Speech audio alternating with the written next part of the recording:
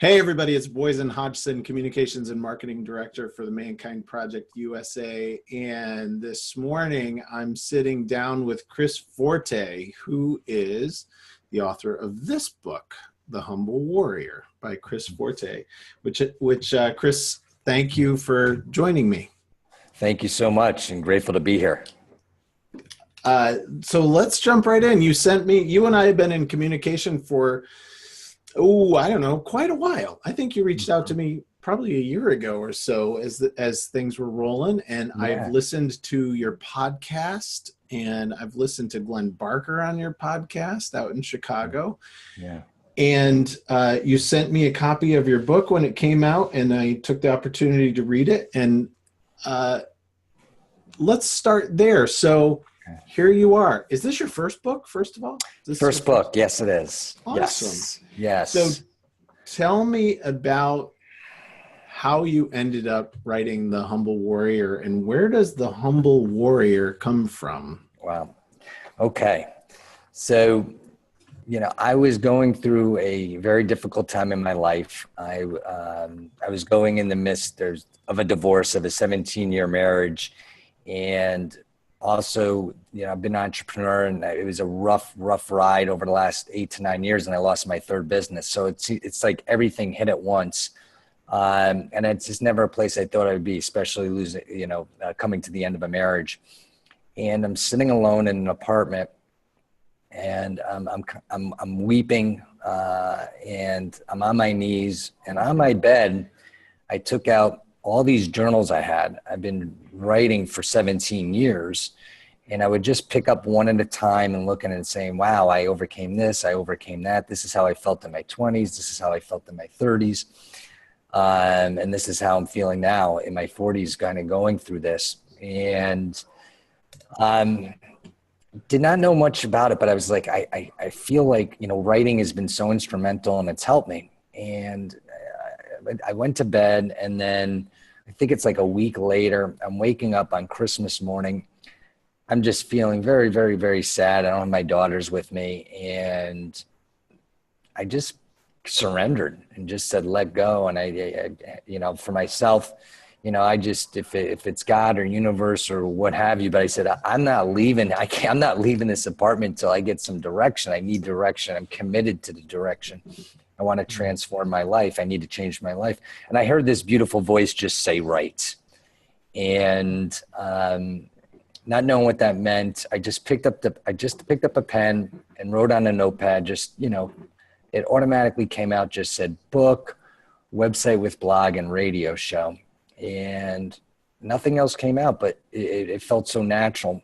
And I walked to yoga class, an hour later, and we're going through the poses. And one of those poses is called the Humble Warrior.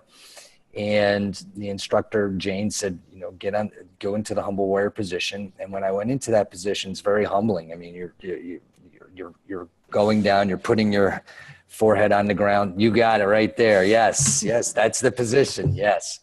And I was very sad. I started to weep. And one would say it's a release. And it was like a release of like the marriage I thought I would always have, the life I always thought I would have was not happening. And just to kind of like, just let that go and just be very sad.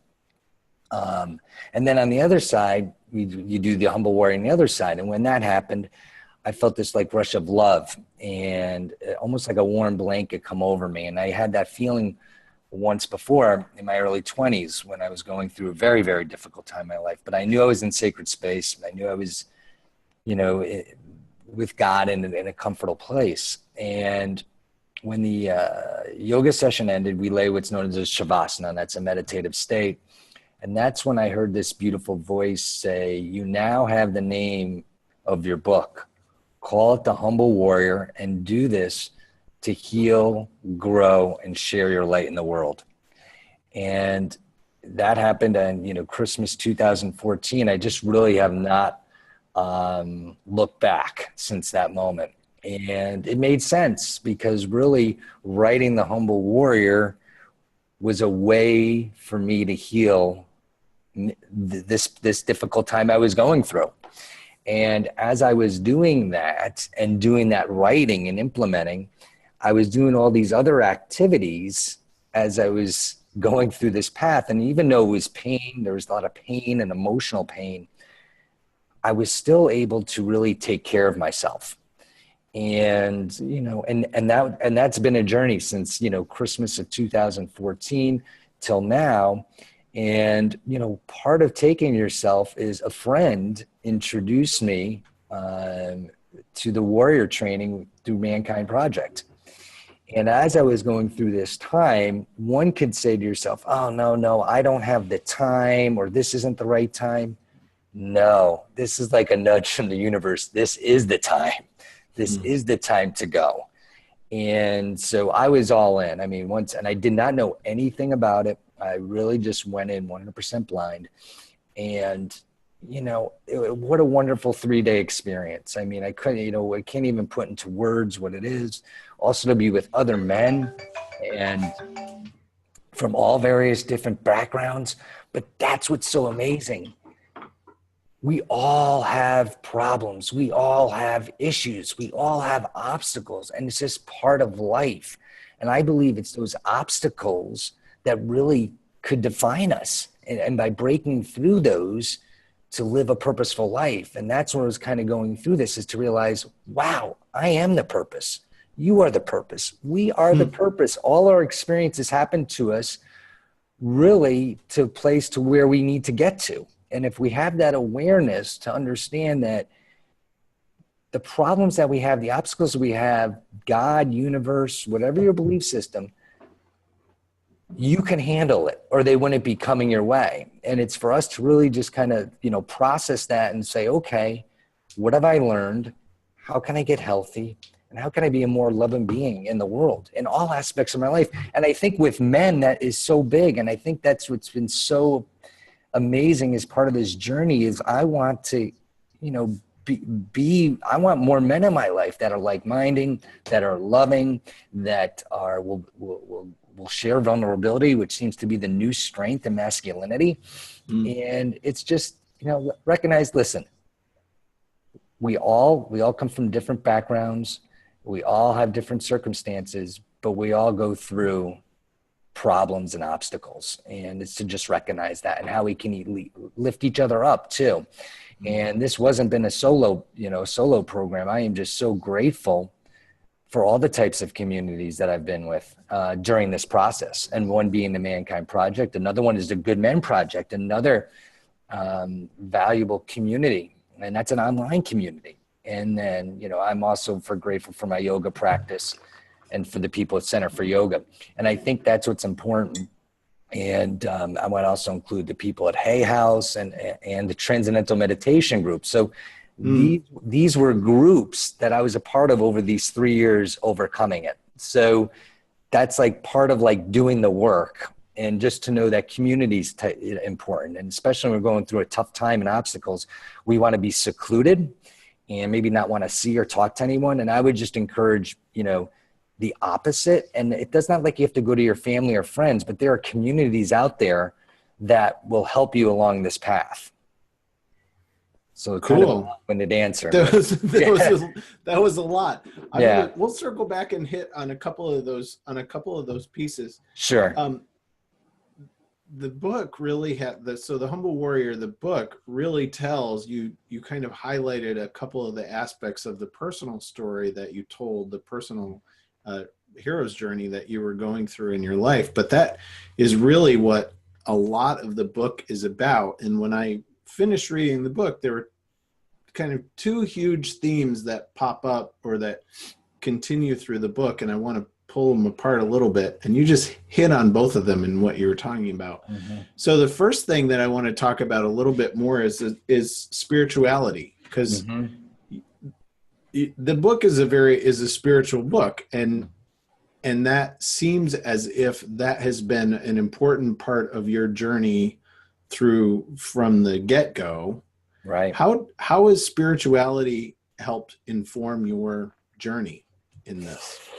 Yeah, spirit. The way I define spirituality, it is to the core. It's really like of who we are in our being. and to come to a place of knowing that. And, you know, there's a quote that, you know, we're spiritual beings here having a human experience. And to just know that we are truly a lot more than maybe we were conditioned or who we are, but also knowing that we are connected with we are connected with everything. And, you know, I started asking the questions when I look back very, very young, while I was raised Catholic and going to a Catholic middle school, and none of this resonating me, and going to church and none of it resonating me. Yeah. I just started, like, why am I going through all this? You know, who is God? What, you know, I just started asking those questions, and I just like, why am I here? You know, what's my purpose? And that just kind of always just stuck through me.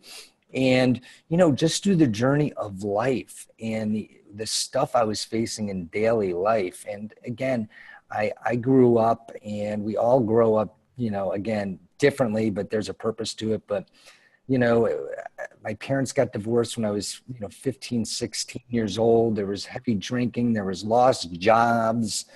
There were instances, you know, I covered in a book where there's a very, very scary moment in my life of my mom drinking, driving, and I'm behind her, and I'm about to see her take her life or take someone else's, and I'm totally helpless. And just out of that helplessness, I didn't even know. I just yelled, "Jesus help, Jesus help, Jesus help."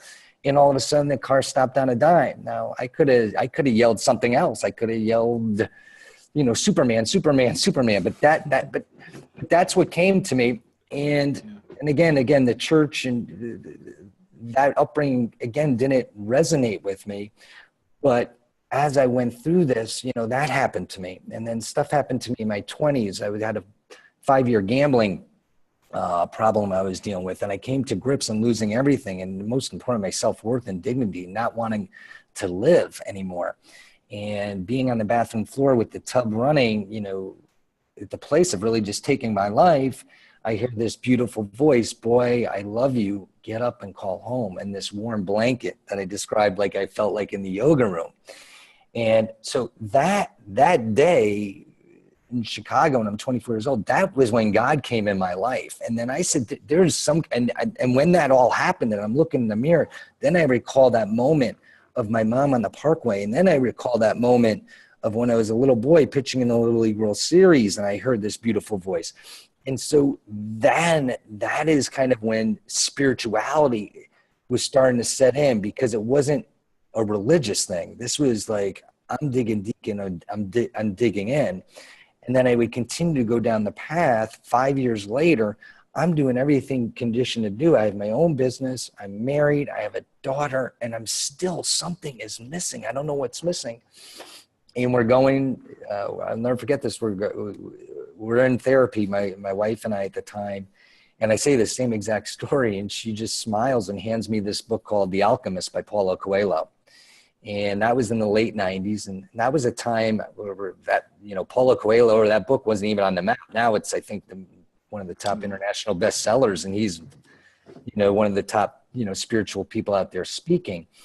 But that book opened me up, and that book opened me up to spirituality, and that really started, wow, because there was nothing religious about it. And I was just, wow, it's just continuing the search. And as you continue to search and dig deep, you realize everything that's happening to you, there are certain reasons, and it's like you become your own jigsaw puzzle in a way.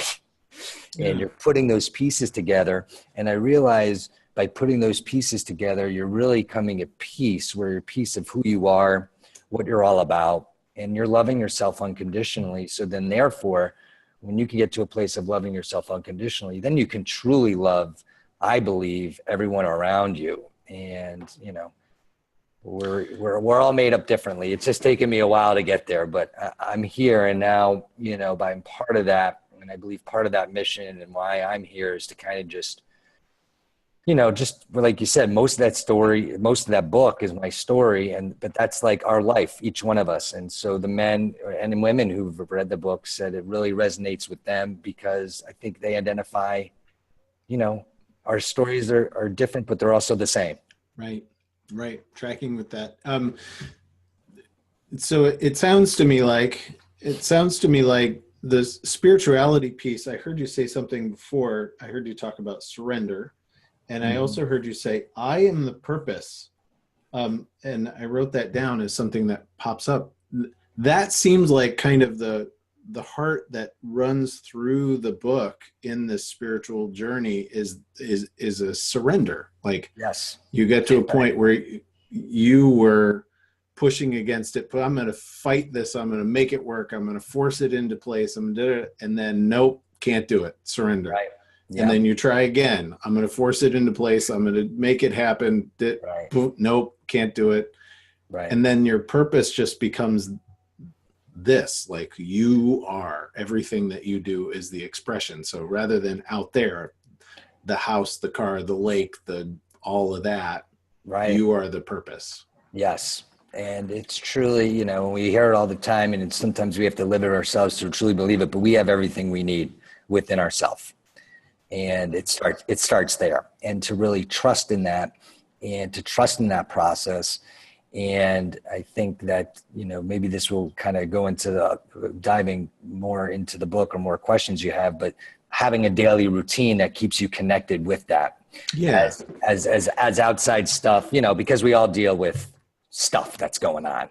But when you're really in tune with when you're really in tune with it, I mean, every altercation you're having with a human is purposeful. I mean, this is not just going through the motions. And it's really, I think the best way to put it, to simplify it, it's either we're going through the motions or we're being very present. One could see we're very present or we're very asleep. And it's how we go about our day. And it's a world, I mean, it's a whole different world when you're being ever present as opposed to just going through the motions. Yeah. Yes. That is either going through the motions or being present. And that presence is connected to spirituality, connected to that surrendering, connected to being open to. So that was the one theme. And then the second theme, and you just hinted on it again, is daily practice. So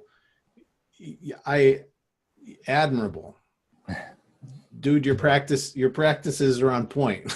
Yeah. In the book, like, wow, okay, I got some things to learn. So talk more about that. And that's another one of these things. I'll say something about it first. Sure. Contextually, that's another thing that I'm seeing a lot more of over the last 2-3 years is just boiled down, very simple. Okay, what's your morning? Right. So Chris, what's your morning? Yeah. Tell me about practice. So, you know, the very first thing I do when I wake in the morning and when I'm fully awake is I say, I'm grateful for today. Thank you for another day. Thank you for my life. Thank you for my family. Thank you for dear friends. And thank you for this day ahead in the adventure. So it's coming to a place of being grateful right when you wake up in the morning. From there, I go make a cup of coffee. I make my bed as I'm brewing the coffee.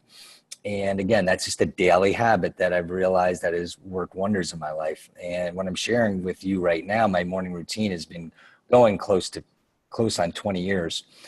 And then, you know, for me, that's really worked is I have rosary beads, and I do those rosaries, and I do those every morning. And sometimes, you know, 10, 15 minutes. Other times it can be 30, 40 minutes, but it's that daily discipline of what works for me is to have a one-on-one and making my relationship priority, which is God, and a mentor who has been mine, which is Jesus. I view Jesus differently. I view him as the warrior of warriors, who's very passionate in the love of God. And I really hadn't found any mentors in my life. So I just claim Jesus as my mentor. So that's in a way of the rosary talks about basically Jesus's life. So that's an immediate connection I do, you know, first thing in the morning. And then from there, I will do a short meditation and go off to yoga class. And that is pretty much my morning. And, you know, then after that, I will have a healthy smoothie. So that has been my morning, day in, day out. Now, once in a while, there's stuff come in life where that can, you know, it doesn't work exactly clockwise. Yes. But when you are committed to it, you'll do it.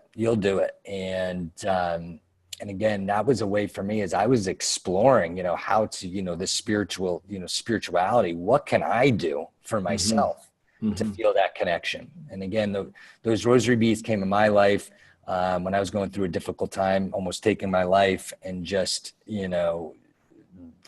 doing something. And that's what's always kind of been, I would say, at the core. And then I've worked with other young men, and listen, we come from all different backgrounds.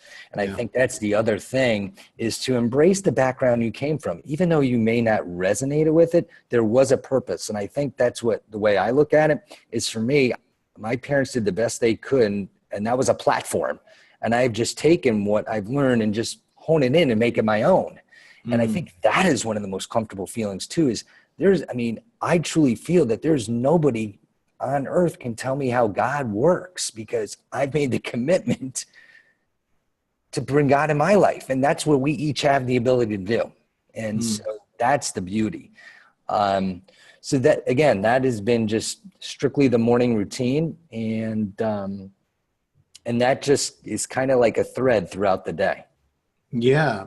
And thank you for sharing all that. So different background. I have a different background, and my morning practice is nowhere near as rigorous as yours. But I find that, and I notice when I read a lot of other folks, when you read the Tim Ferrisses, when you read Tony Robbins, when you read, Oprah, when you read anybody, like, this is one of the things that binds them. When you read Gandhi, this is one of the things that binds them, is a regular practice. I remember a revelation. It must have been a long time ago. It must have been 10 years ago, a revelation that I came to sitting in a men's group, because my life was chaos. Most of my childhood was chaos. Most of, there was just so much that was crazy. And then I went through my 20s and I did a piece of work about like an addiction to drama, an addiction to being dramatic, to being involved in drama. And an aha moment that has changed my life was boring is good. Boring can be so good. And establishing a routine, like as you lay out so well in the book, and lots of other people lay out, that boring, that routine, right, that surrender to something. And then yoga, another thing. So yoga, heart of yoga, yoking yourself to, right. So anchoring, attaching yourself to something like that has, that's been strong. That's been very powerful for me too, is getting those practices that can anchor me to something. Right. Yeah, absolutely. And you mentioned something, it's kind of like the beauty in the boringness of actually changing that, right? That, wow, because we're conditioned, we got to be doing something. Why am I bored? And I think, I've gotten to a place where now it's very disciplined that I got to a place to reading in the book. But to give you an example, when I was first doing the rosaries, I would do them in the car. I would do that. I made a commitment just to do them, meaning like if it was going to work or what have you, or doing laundry, doing something that was so mundane became then such a spiritual process, or doing the dishes or cleaning. So, but to your point, yes. And it's that, because that is where in the busyness of life, when we have those boring times, that's the time to take advantage for ourselves and getting to kind of know who we are and be connected. Yeah. Cool. And then you can get it to places, make it your own, where you're doing it daily at a certain time, certain way. Yeah. Certain time and whatever way whatever way most resonates, right? Whatever way works for you best. You got it. And it seems that there's kind of ties that bind. So doing the rosary is, it's a repetitive action. It's a surrender to a repetitive action. So mantra practice, meditation practice, yoga practice, qigong practice, like all of these kinds of things that there's a pace, there's a rhythm, right?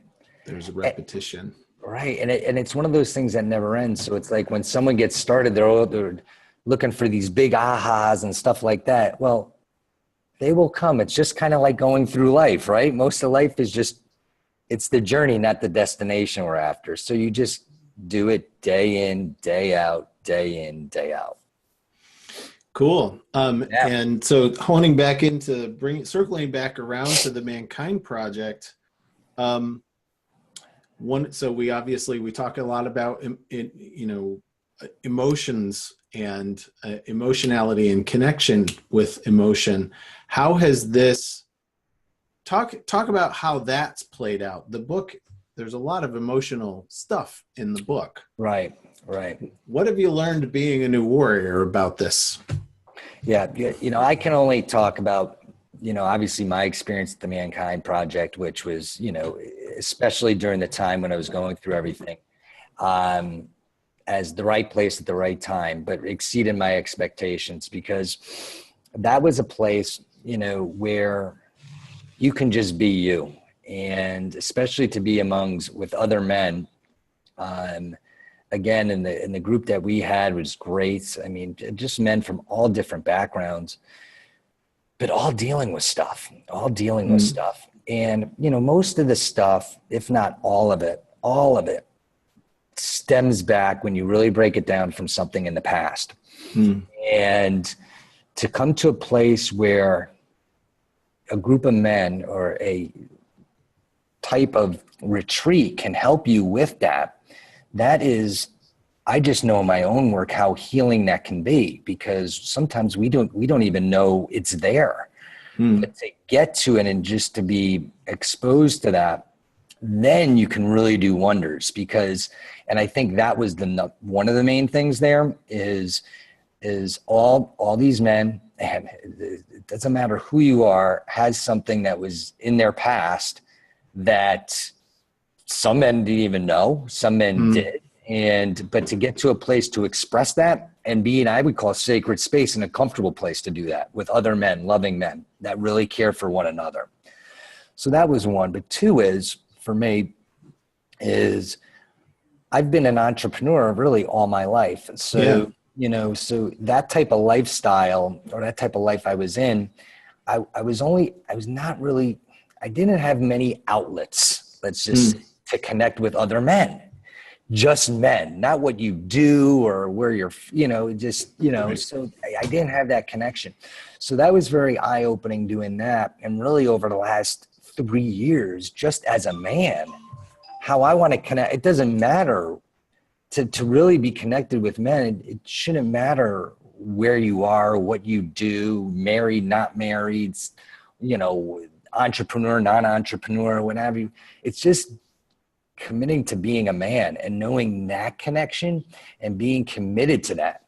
And I think that is what the beauty is. And that's what it's like. I'll never forget when I was running and I was going through this tough time, even before I hit the yoga mat.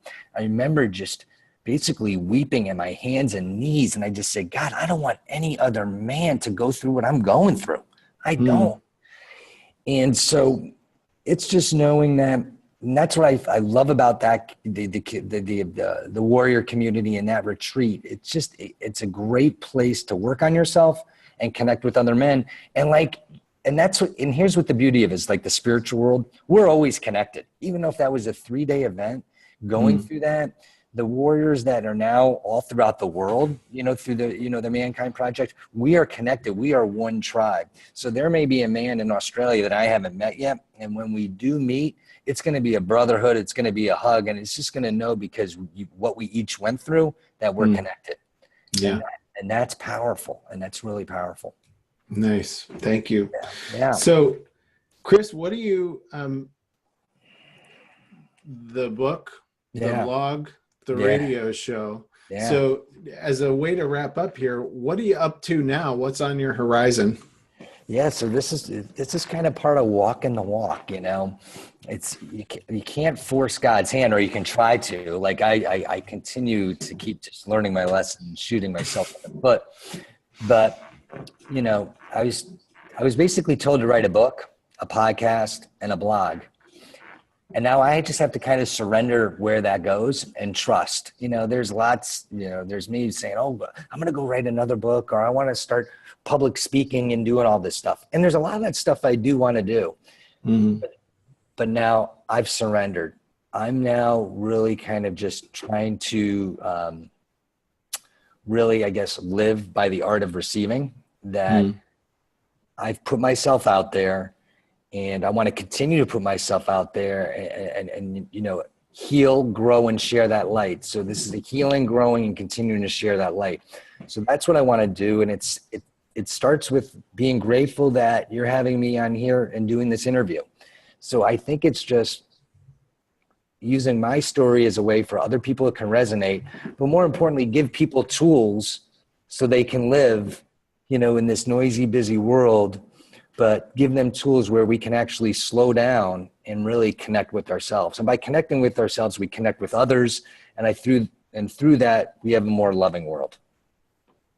Awesome. So Chris Forte, the book's The Humble Warrior. Thanks, my brother. It's a quick read, and it's right to it. Yep, so right to the point. It's right to it. Yeah. Thank you very much for getting together with me and spending a little time, and look forward to connecting with you again. Thanks, my brother. Live brave. Live brave. There you go.